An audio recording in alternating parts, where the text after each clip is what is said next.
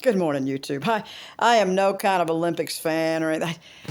I didn't pay no attention to it at all whatsoever. But you can't miss people talking about it if you turn on any kind of anything media, any kind. And I'm just thinking, like, I just was hearing this complaint about some white girl wearing a do-rag or whatever doing breakdancing, and I'm like, why is everybody gotta be mad about what people are doing with their hair? Because I'm a hairdresser. I mean, you can't tell by looking at me, but I put rags on my head all the time, all kind of stuff, like just because it covers this mess.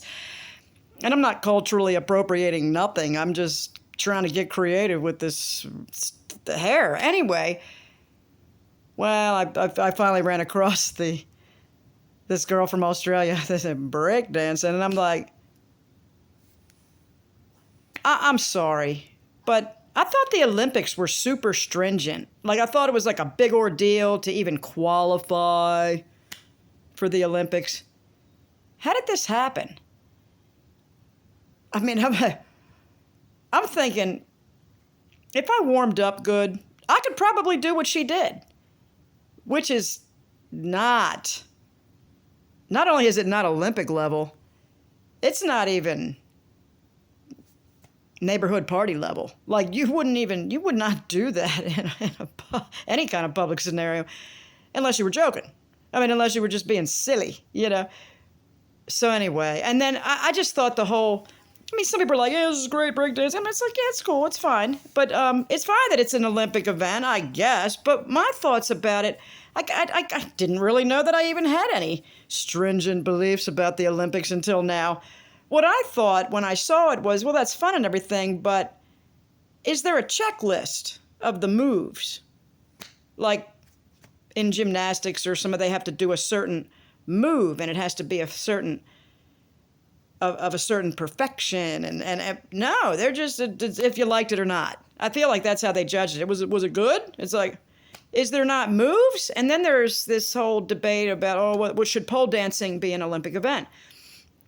Yes, it absolutely should be, if people want it, because it's gymnastics, it's an aerial sport, and you could actually have a checklist of how well each athlete performed each particular move. How clean was it? How, just like any other, like parallel bars, rings, floor gymnastics, any of that stuff. I mean, you could definitely have a checklist, and it takes great skill and great athleticism to do it.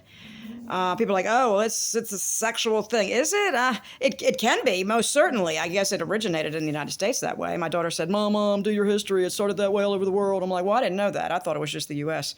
Because all over the world, it's a sport now for children. I mean, they've got it in the gyms. And these kids are off the hook. I mean, and they're not doing sexual moves. But there's thousands of moves, I don't know, hundreds, that are not sexual at all. So it's gymnastics on a vertical one pole. And yeah, it should be there. But, as insane, and I saw a couple clips, and apparently the internet's getting scrubbed of, like, the Olympics opening ceremony and things. I was looking at it last night. I thought, oh, what's all the hype about? Let me look at it.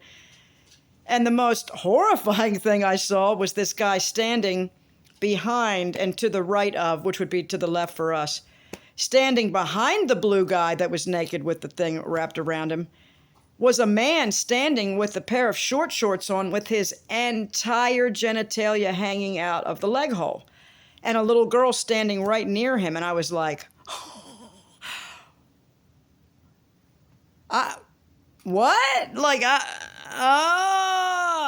don't understand. But anyway, that being said, I wouldn't dream. Now you can call me paranoid. You're just paranoid, Karen. You're really psycho.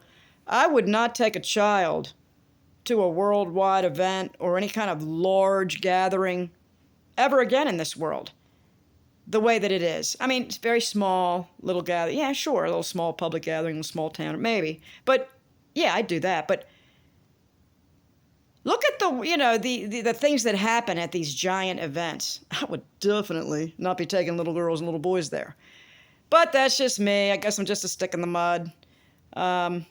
There's better things for these kids to do than be standing around some guy that pretends he doesn't know his entire schlong and nuts are hanging out the bottom of his shorts. Now, how did this happen? You can't feel that air, bro? I know you can feel that air blowing across the bottom of them nuts there, buddy.